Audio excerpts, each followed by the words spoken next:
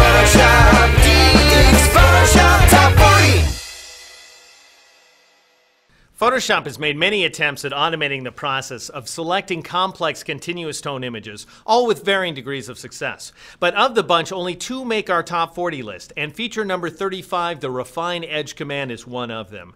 This superbly implemented feature lets you perfect a selection according to 5 different criteria and preview the results in 5 different ways. Heck, it can make stuff you select with a magic wand look good, and it can make you look good in the process. Check it out.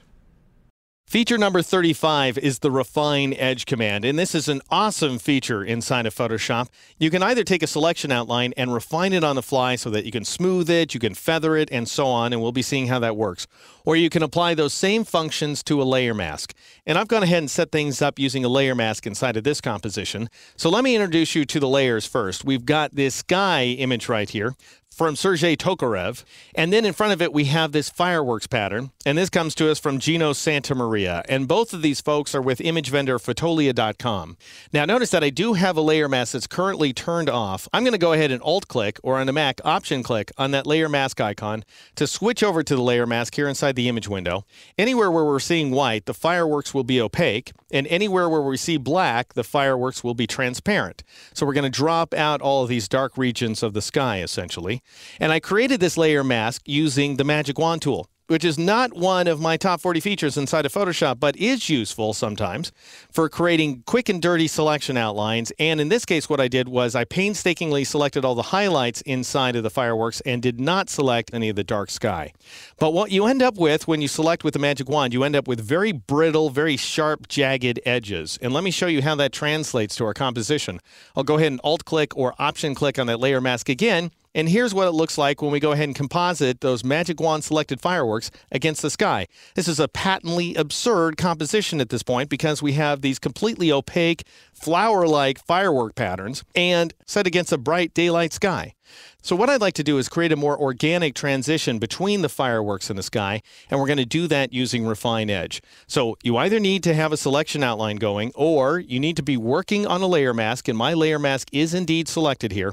Then you go up to the Select menu and you choose the Refine Edge command, or you can press Control-Alt-R here on a PC, or Command-Option-R on the Mac to bring up this dialog box here. And notice that you have a total of 5 numerical options that you can work with, as well as different previewing options that are available to you. So you can go ahead and preview your selected fireworks, your modified fireworks at this point, because we're already applying a few modifications, against a white background, as I am right now, or you can switch to one of these other Mobius tube options here. For example, I could click on black to see the fireworks against a black background. If you want to switch between these modes from the keyboard, you can. Notice you've got a keyboard shortcut. It's telling you about that down there in the description area. So you press the F key to go ahead and move forward through these options. There's your mask, by the way. Now we're seeing the layer mask at this point. What I want to do is cycle over to this option here. I want to be able to see my fireworks against the sky, but we're also seeing all these selection outlines. So these marching ants are totally getting in our face at this point. What I want you to do is press Control-H, or Command-H on the Mac if you're going to be taking advantage of this view. And the reason is we want to hide those selection outlines. That's what Control or Command-H does, so that we can keep an eye on what our fireworks are really looking like when composited against that sky. Now let me show you how these options work. And the best way to understand these options is to crank everybody down to 0 for starters, and then just edit one value at a time. So we're going to start with feather. You want to start with either feather or radius, because both of those are your edge blurring options. I'm going to go ahead and crank up feather, and you'll see that it's just a straight edge blur. So we're just blurring the edges all around the fireworks evenly. So an even distribution of that blurring. It's just like the feather command that's been around inside of Photoshop forever and ever. The difference is that you can preview it, which is something you can't do with a standard feather option.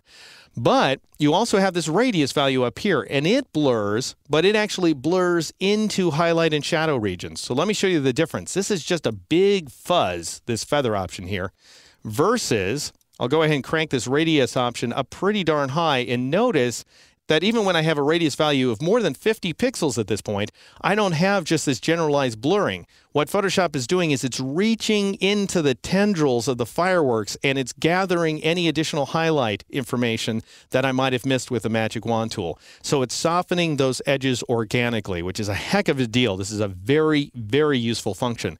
Where this image is concerned, I'm going to do something very unusual. I'm going to take this option all the way up to its maximum of 250 pixels. Now, you're not going to be able to get away with that with a standard image, but because I have these firework highlights against a very dark jet black background, I'm able to apply a very high radius value.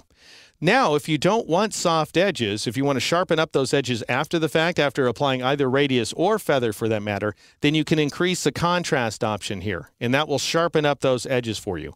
Now, in our case, that's not something we want to do. We want to stick with the soft edges, so I'm going to crank that guy down to 0%. You also have the option of smoothing out any jagged transitions using the smooth value right here. Bear in mind, though, you're also going to round off corners inside of your selection. So check it out. If I take the smooth value up, I'm going to reach in there and bring out some of those black areas because I'm rounding off each one of the corners as if I have a kind of rounded star pattern inside of some of these firework shapes there. Again, not something I want for this image, so I'm going to take this value back down. I do want some feathering though, so I'm going to take this value up to about 50 actually. I might as well just go ahead and enter that value numerically like so. And we'll be getting this effect, which is helping. It's starting to look much better than it did before. Now, what about contract expand? If you want to expand the selection outward, then you increase this contract expand value to a positive value, as we're seeing here, or you can decrease the value in order to contract the selection like so. In our case, we want to leave that value set to 0. So these are the values I have. I'm just cranking that radius value up to 250, setting the feather value to quite a high value as well of 50 pixels, and leaving everybody else 0. Then you go ahead and click OK in order to accept that modification. Now that will go ahead and edit that mask. If I Alt-click or Option-click on the mask, you can see that it is heavily modified at this point.